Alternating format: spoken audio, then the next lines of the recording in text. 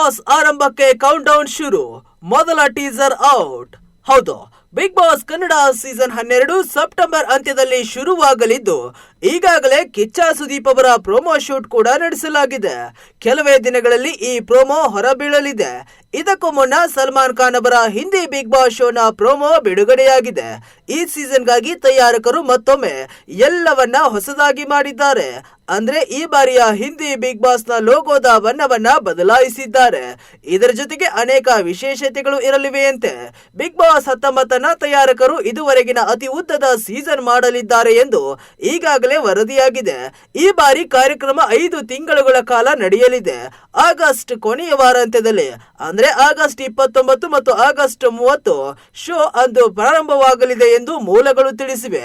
ಸದ್ಯ ಮಹಾ ಮನೋರಂಜನೆಯ ಕಲರ್ಫುಲ್ ಪ್ರಯಾಣಕ್ಕೆ ಕೈಗನ್ನಡಿ ಹಿಡಿದಂತೆ ಇರುವ ಹೊಸ ಲೋಗೋವನ್ನ ಜಿಯೋ ಹಾಟ್ ಸ್ಟಾರ್ ಲೋಕಾರ್ಪಣೆ ಮಾಡಿದ್ದು ಬಿಗ್ ಬಾಸ್ ಹೊಸ ಸೀಸನ್ಗೆ ದಿನಗಣನೆ ಆರಂಭವಾಗಿದೆ ಎಂಬ ಸಂದೇಶವನ್ನ ರವಾನೆ ಮಾಡಿದೆ. ಈ ಬಾರಿ ಬಿಗ್ ಬಾಸ್ ನ ಥೀಮ್ ಆರ್ಟಿಫಿಷಿಯಲ್ ಇಂಟೆಲಿಜೆನ್ಸ್ ಇರಲಿದ್ದು ಟೆಕ್ನಾಲಜಿಯೇ ಈ ಬಾರಿಯ ಬೆನ್ನೆಲುಬು ಎನ್ನುವ ಮಾತು ಕೂಡ ಸದ್ಯ ಇದೇ ವೇಳೆ ಕೇಳಿ ಬರುತ್ತಿದೆ. ತಯಾರಕರು ಈ ಸೀಸನ್ ಅನ್ನ ಡಿಜಿಟಲ್ಗೆ ಹೆಚ್ಚು ಒತ್ತು ನೀಡಿದ್ದಾರೆ.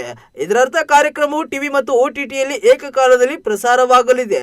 ಆದಾಗ್ಯೂ ಹೊಸ ಕಂತುಗಳು ಮೊದಲ OTT platform Jio hot star ನಲ್ಲಿ ಬರುತ್ತವೆ. 1.5 ಗಂಟೆಗಳ ನಂತರ ಅದೇ ಕಂತು ಕಲರ್ಸ್ ಟಿವಿಯಲ್ಲಿ ಕಾಣಿಸಿಕೊಳ್ಳುತ್ತದೆ.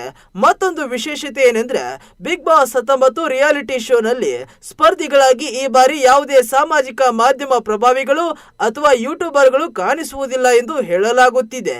ಅಂದ್ರೆ ಬರುವ ಎಲ್ಲಾ ಸ್ಪರ್ಧಿಗಳು ದೂರದರ್ಶನ ಮತ್ತು ಬಾಲಿವುಡ್ ನಿಂದ ಬಂದವರಾಗಿರುತ್ತಾರೆ.